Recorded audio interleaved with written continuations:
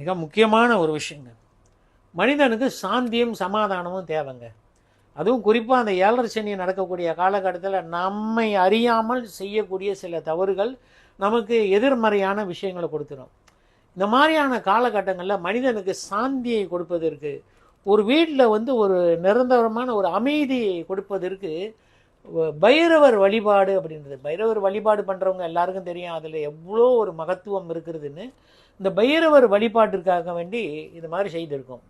பைரவர் எந்திரம் ஒன்று, பைரவருக்கு என்று சொல்லப்படக்கூடிய இந்த பைரவர் விளக்கு ஒன்று, அல்லது காசியிலேருந்து கொண்டு வரப்பட்ட காசி கயிறு ஒன்று, இந்த முடிச்சுக்கள் 9 முடிச்சு, இதெல்லாம் சேர்த்து ஒரே அப்படியே ஒரு செட்டாக கொடுக்கறதுக்கு ஏற்பாடு பண்ணியிருக்கோம்.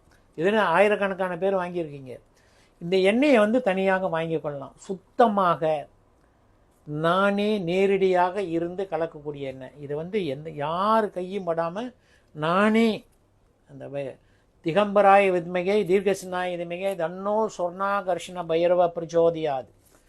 நல்ல பணவரவு நம்மளுக்கு சிறப்பாக இருக்கணும், வீட்டில் சுபிட்சம் இருக்கணும், எதிர்மறையான விஷயங்கள்லாம் இருக்கக்கூடாது அப்படின்னு சொல்லி பூஜித்து தயாரிக்கப்பட்ட எண்ணெய்ங்க. 2 வடிவங்களில் இருக்கும். ஒன்று சிறிய அளவில் 1 லிட்டரில், இன்னொன்று 1.8 லிட்டரில் இருக்கும்.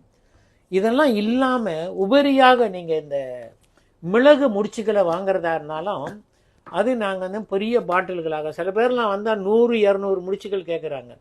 ஒவ்வொரு முடிச்சிலையும் ஏறக்குறைய 27 மிளகுகள் இருக்கிற மாதிரி உடைத்து முதல் தரமான மிளகுகளை அந்த வாசம் வெளியே செல்லாமல் இருப்பதுக்கு டப்பாவில் போட்டு மூடி வைத்திருக்கின்றோம். நீங்கள் யாருக்கு தேவையாக இருந்தாலும் இதை பெற்றுக்கொள்ளலாம். பைரவர் தேய்பிரை அஷ்டமியில் ரொம்ப சிறப்பு. ஆனால் என்ன கேட்டிங்கன்னா, அன்றாடம் இந்த பைரவர் எண்ணெயில் தான் விளக்கு ஏற்றுகின்றேன். வீட்டில் நான் துளசி மாடத்துக்கு அல்லது வில்வ மரத்திற்கு நான் விளக்கு ஏற்றக்கூடிய வேலையில், அல்லது பூஜை அறையில், அல்லது வீட்டில் பைரவருக்கு என்று விசேஷமாக பூஜை செய்யக்கூடிய காலம் எல்லாத்துலேயுமே இந்த எண்ணெய் தான்.